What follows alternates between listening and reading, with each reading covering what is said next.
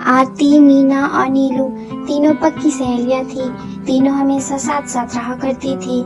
लेकिन आरती और मीना अमीर परिवार से थी, जबकि मीना का परिवार बहुत गरीब था। यार नीलू और मीना चल ना, आज शॉपिंग पे चलते हैं, बहुत मन है। नहीं यार आरती, मैं नहीं जाऊंगी। तुम और नीलू दोनों शॉपिंग पर चली जाओ। वैसे भी मुझे घर जल्दी जाना है, दादी माँ मेरा इंतजार करती होंगी, इसलिए मैं घर जा रही हूँ। अरे यार मीना, तुम्हारा हमेशा का यही रहता है, तुम कहीं भी हमारे साथ घूमने या शॉपिंग पर नहीं जाती हो।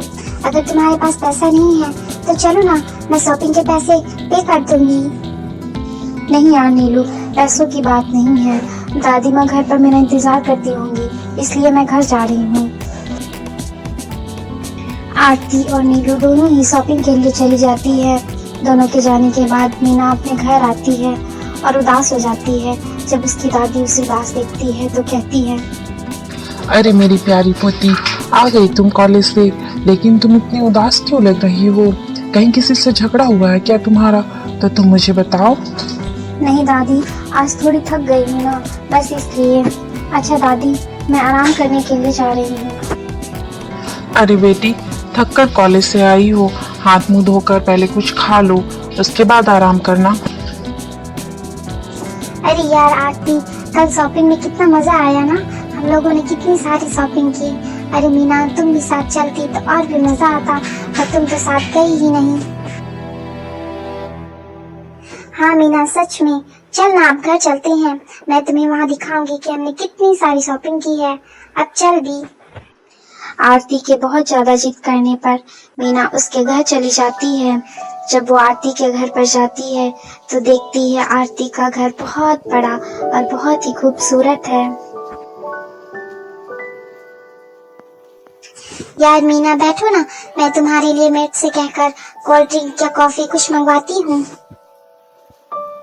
आरती, तुम्हारी जिद पर मैं तुम्हारे घर चली आई, लेकिन मुझे कुछ ठीक नहीं लग रहा यार, मैं जल्दी से घर जाऊंगी। अच्छा ठीक है, चलो मेरे कमरे में चलते हैं, वहाँ तुम्हें थोड़ा अच्छा लगेगा। मीना आरती के साथ उसके कमरे में चली जाती है। मीना देखो ना, हम लोगों ने कितनी सारी शॉपिंग की है। अगर तुम भी हमारे साथ जाती तो तुम भी ढेर सारी शॉपिंग करती, बहुत मजा आता। कोई बात नहीं यार, वैसे भी मुझे शॉपिंग का इतना शौक नहीं है। तुम लोगों ने इतनी सारी शॉपिंग की है, और ये रेड वाली ड्रेस ये बहुत ही ज्यादा खूबसूरत है, और ये सैंडल भी। हाँ मीना, ये रेड वाली ड्रेस ना, ये भी मुझे बहुत ज्यादा पसंद आई थी, इसलिए मैंने इसे खरीद लिया। बहुत खूबसूरत है ना। आरती, अब मैं घर जा रही हूँ, बहुत देर हो गई तुम्हारे घर पर, दादी माँ मेरा इंतजार करती होंगी। यार कुछ देर तो और बैठ जाओ ना, तुम्हें बस जाने की जल्दी है। तुम्हारे घर आकर बहुत अच्छा लगा, लेकिन अब मैं घर जा रही हूँ, बहुत लेट हो गया। और हाँ, कल फिर हम लोग कॉलेज के बाहर मिलेंगे। मीना वहाँ से अपने घर चली आती है और घर आकर वो फुट फुट कर रोने लगती है। तब उसकी दादी आती है और उससे पूछती है, अरे अरे मेरी पोती, तुम इतनी ज्यादा क्यों रो रही हो? कुछ बात हुई है तो बताओ मुझे। दादी माँ, मेरी जो सहेलियाँ हैं ना, वो बहुत बड़े बड़े घर की हैं, वो हमेशा शॉपिंग पे जाया करती हैं, लेकिन मेरे पास तो पैसे ही नहीं होते हैं, तो मैं कहाँ से जाऊंगी? मुझे बहुत बुरा लगता है दादी माँ। अरे मेरी प्यारी पोती, तो तुम इसलिए इतना ज्यादा रो रही थी? अच्छा रुको, मैं तुम्हारे लिए अभी कुछ लाती हूँ। ये लो बेटी, इस पोटली के अंदर एक जादुई रेशमी कपड़ा है, उससे तुम जो चाहोगी वो तुम्हें मिल सकता है। तुम्हें अपने मनपसंद के सारे कपड़े इसमें मिल जाएंगे। क्या सच में दादी माँ, ऐसा हो सकता है? लेकिन आपको ये जादुई पोटली कहाँ से मिली? बेटी, पुराने समय में मैं एक बहुत बड़ी जादूगरनी थी, इसलिए मेरे पास ये पोटली है, लेकिन अब मैं तुम्हें इसे दे रही हूँ। रेशमी कपड़े, क्या तुम मुझे बहुत ही खूबसूरत रेड सा गाउन दे सकती हो? और मुझे सिंड्रेला के सैंडल्स भी चाहिए।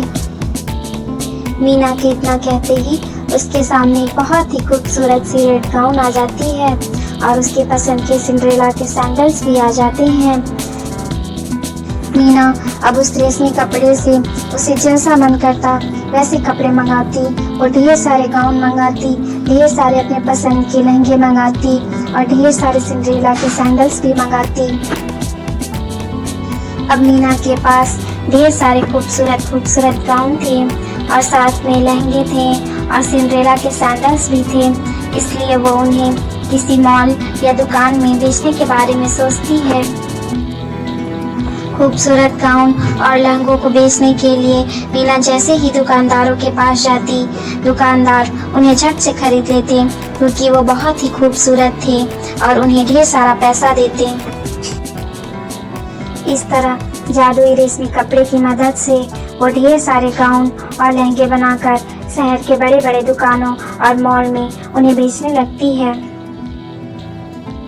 गाउन और लहंगों का बिजनेस करके वो ढेर सारे पैसे कमा लेती है और उन पैसों से अपनी दादी के लिए एक बड़ा सा घर खरीदती है और दोनों दादी पोती उस घर में बड़ी हंसी खुशी से अपना जीवन जीने लगते हैं।